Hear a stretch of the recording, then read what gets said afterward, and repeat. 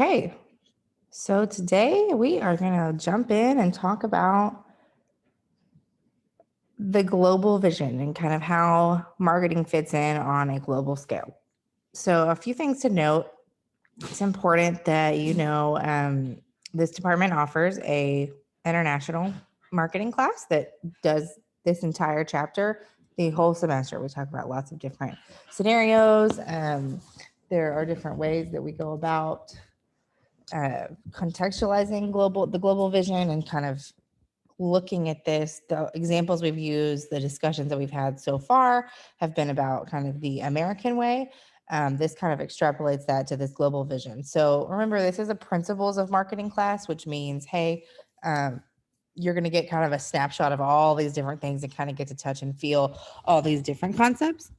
So let's kind of jump in. Just like the other lectures, I'm not going to read every single slide to you. This is an online class, so there is a fair bit of like going and finding the information yourself. And so I'll kind of highlight a few areas where you'll need to go back and look and kind of dig in. But I do think it's important to kind of understand how these firms, these larger companies, impact the world economy and all the external factors that face global marketers. We talked about external factors when we talked about the SWOT analysis. You've heard me say that several times when we talked about the marketing environment. And so here is no different. We have to think about the things that impact a company on a global level outside of our country and the external things. And so we'll go over each one of those. That's really what I'm going to highlight today. But we also want to talk about kind of how people enter the global marketplace and the importance of it. So you'll be asked about this on your exam, but there are two philosophies, if you will. And I'm not going to say one is wrong or one is right. But what I am going to say is to think through the pros and cons of each philosophy of having this very diverse marketplace, this global vision where you find all of these marketing opportunities across the globe, if you will. And then also this idea of like keeping manufacturing and production and sales close to home in your own country. You'll hear different political philosophies about this. You can go look them up. I want you to think about where you stand in regards to this. Where you stand and kind of how you think you fit in. Um, when President Trump was the president, you heard a lot of his campaign focus was on manufacturing in the country, in the country, in the country. I'm not saying that's good or bad. Hopefully, when I teach you, you will never know my politics because my goal here is to help you think about all sides of an issue and not necessarily push my politics onto you. But other administrations have had more of a global view. They see the importance of diversifying, of reaching out to other countries, of empowering other countries in ways that they wouldn't be able to themselves. And so there are just these, it's kind of a spectrum of where people stand. And so I want you to think about, again, for your exam, the pros and cons of each, the pros of a very global vision and the pros of a more close to home vision. And your book will talk about this quite a bit. But it is important in a lot of ways because you know what a GDP is. This is the total market value of the final goods and services, so not just goods, but services produced in a country. And usually it's looked at on a yearly basis. And so very wealthy countries have a high GDP because they have lots of different products that they can offer lots of different people. The example, the wealthy countries, you know what the product is that they offer to other countries is usually oil or gas related. But there are a lot of companies that produce agriculture goods. They produce different goods and services that we need that we can't get here. And so when if you say you fall on this spectrum of, oh, I want every single thing close to home, then I always kind of use this silly example of, well, then I hope that you don't want pineapples in January because we import a lot of things because we as Americans are used to being able to go out, especially when it comes to like grocery store items, and get what we need to get when we want it. And so it's really, really important to think about how that all plays into this global vision. Um, if we produce a lot of our own meat in this country, but a lot of other countries depend on our agriculture products to feed their people. And so there's not always just this right or wrong answer. There, like I said, there's a spectrum of things and there's pros and cons to each. So two concepts to kind of think about is outsourcing and inshoring. And so I've kind of touched on this a little bit, but job outsourcing is one of the usually cited as like a negative effect of globalization because it puts pressure on wages, it increases competition. But really, what it is we send US jobs to other places and it leads to growth of these bigger companies and makes them more efficient. So, a lot of companies will tell you, I can't produce this good or service in a price point that Americans want unless I outsource it because it's very, very expensive to produce it in the country. You'll also see this concept of inshoring. And so that is when we bring production jobs back to the United States or we create them in the United States. This is usually a rapid consumer product that forces us to keep up with all of the things that go into manufacturing a good. And then it also has to do with the shrinking development and manufacturing timelines that have contributed to inshoring. So if we need something very fast, obviously it's easier to do it here than it is to wait on it to be produced in another country. Um, what are the benefits? You heard me say there are pros and cons to both. So a lot of large companies have engaged in national trade beyond just exporting and importing. Um, these companies, the companies that are not involved in international trade or global trade, are still doing business in in other countries. So, for example, Center Texas, there's this huge thing that people use. You've probably seen them at events, or if you're an ag kid, you've seen them in barns keeping animals cool. It's called a portacool. It's this humongous um, air conditioner. Well, they're made in Center, Texas, the big city of Center, Texas. But they just opened not too long ago a distribution center in Dubai. So they are not necessarily seen as some big multinational company, but they certainly have a hold in other places because of it, whatever there must be a need for humongous air conditioners in Dubai, or they're distributing those to places that are in that region of the world versus just here in the States. So benefits to globalization and to doing this are economic freedom, right? If you can increase your market share, we talk about market share in the other chapters. Your market share is how much of potential customers you can get. Well, if you have a global vision, you have obviously more customers. The world is big. It spurs competition and it helps raise the country's productivity and living standards if it opens itself up to a global market. It also helps with higher labor and environmental standards. It promotes that because the competition kind of tries to keep up with that in regards to those standards. And then it acts as a check on government power. So globalization is not free. It can create restrict trade and you can create barriers to boost or export limits. So you'll hear countries talk about sanctions, and those are essentially um, a country putting up a barrier on trade to help with some political capital somewhere. And so to explain that in a simple way, and I'll just use an example. You may say, okay, I want to, or let's say we're talking about countries, right? So a country may say, well, we are having some sort of conflict. We don't want it to be a military conflict. So we're going to try to solve this conflict and come to an agreement elsewhere. So they will, and America does it a lot. If you don't do this thing, then we will place sanctions on your country. What that means is there might be something that you're exporting or something that you need to um, get into your country that your people are used to. And then America may say, well, we're not going to let you do that unless you do what we say. And so that is important because um, people, it's kind of a diplomatic tool, if you will. It keeps us from having to engage in military conflicts all the time. And using and stimulating people's economy, helping or hurting people's economy, which is just a fact of life. And the way that America does it is a way that we kind of help keep this like global view and this world peace vision in mind. And so, and obviously there's a lot of politics that go into that. So I'm trying to keep that example really short and sweet, but your book will talk about sanctions, and it's important to kind of understand how those are used and what that there's a lot more to it than how I explained it, but just kind of understand a little bit of a concept of how that works. So I will let you kind of look into these, the way that firms impact the world economy. You'll see lots of different examples of that in your book.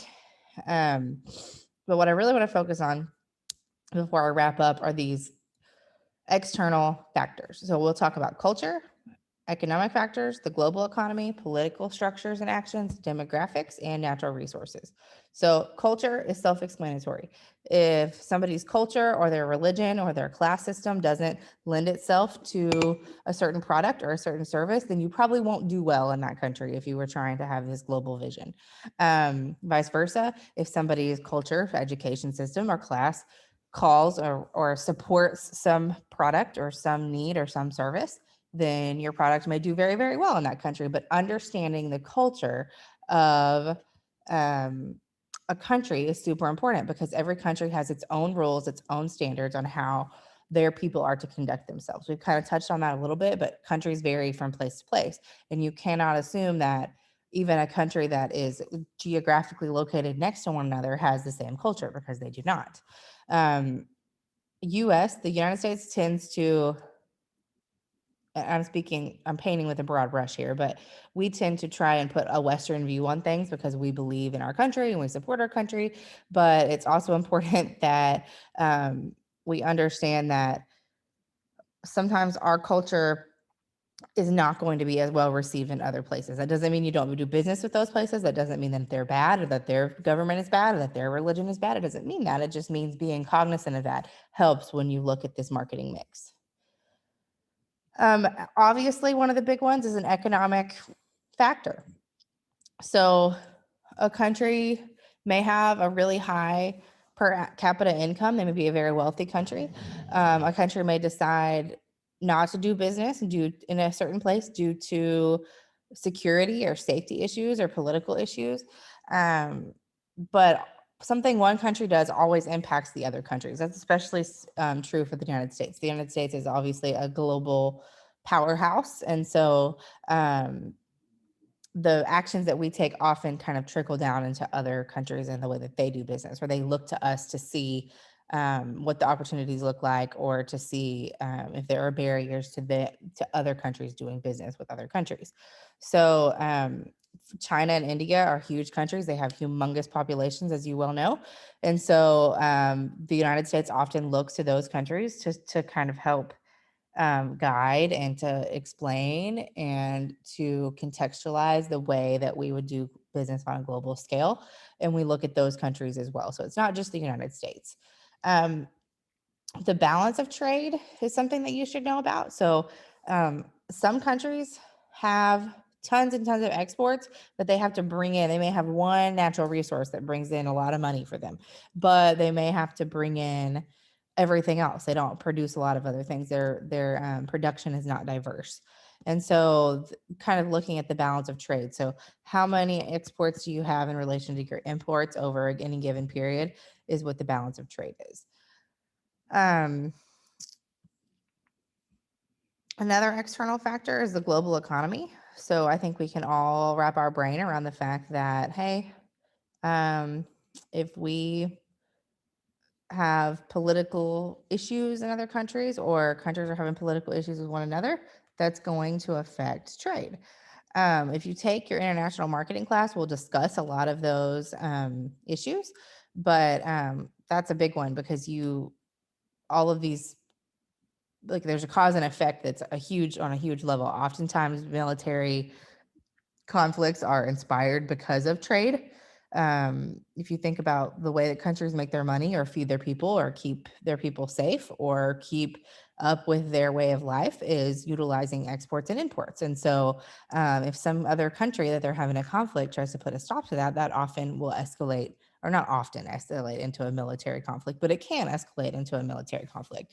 A lot of military conflicts, if you study them and you look at them, they are often have some sort of trade component to them, whether that be a tool for diplomacy, or the inspiration or the reason for the conflict in the first place. And so all these examples can be seen across the world.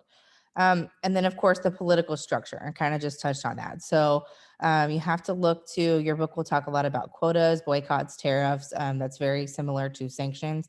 And there are a lot of different regulatory trade agencies that will help regulate and control and make sure that businesses and countries are in conducting themselves in a way that is um, ethical.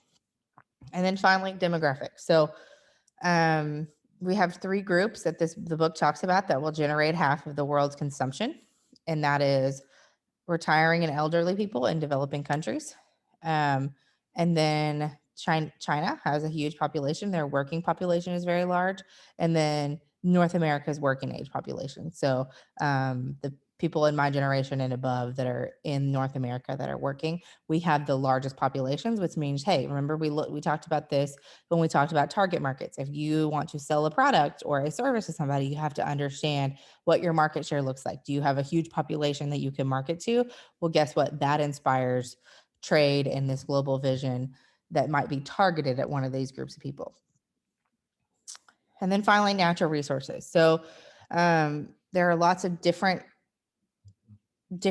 in how many natural resources are available and that where they are when it comes to this global vision. So natural resources play a huge part in the stimulus for military intervention, like I mentioned, and then also inflation and recession. So the oil market is one that we watch a lot because we know that we have to have this energy to drive our cars and to run power and to keep things going the way that we're used to. And so oil is usually the big one that people talk about. But there are other natural resources like agriculture products, and things like that that also can affect a country's ability to do business in other countries. So